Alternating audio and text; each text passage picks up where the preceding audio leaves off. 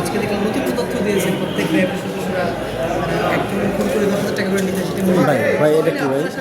কি বলেছেন একটু সাইড নিন। না আমার ফ্রেন্ড নষ্ট করবেন কেন? একই কথা। ওই কথা সেটা তো বলেন একটু বলেন বিস্তারিত কিন্তু বলেন আগামী 12 তারিখে ভোট আছে, আপনারাও সবাই ব্যস্ত, আমরাও ব্যস্ত।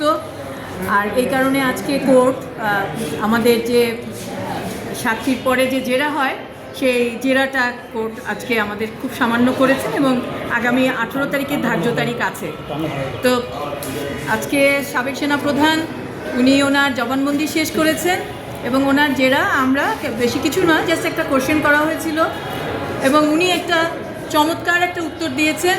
এবং আমি গতকালকে আপনাদের মাধ্যমে সেনাবাহিনীর সদস্যদের কাছে যে একটা দুঃখ প্রকাশ করেছিলাম সেটা আমি আরও বেশি করে বলতে চাই। উনি বলেছেন সমস্ত সেনাবাহিনীর সমস্ত সদস্য ডিহিউম্যানাইজ, অর্থাৎ অমানুষ। আর কিচ্ছু বলবো না ভাই, এই একটা কথাই আমি বলে যেতে চাই। গত 40 বছর যাবৎ এটাই নাকি হয়ে আসছে। উনি গত 40 বছর ডিহিউম্যানাইজ ছিলেন, এখন উনি মনে হয় মানুষ হয়েছে। আপনার মক্কেলের বিরুদ্ধে তুমি কি সাক্ষ্য দিয়েছেন, জবানবন্দি কি বলেছেন? এটা আমি 18 তারিখে জেরার পরে এই উত্তরগুলো দেবো, কারণ এখন এটা তো সাবজুডিস ম্যাটার, তো উত্তর দেওয়াটা উঠছে না। কিছু বলবো না ভাই, কিছু বলবো না ভাই। উনি অনেক, ওই যে বললাম উনি তো অমানুষ ছিলেন, এখন উনি মানুষ হয়েছেন।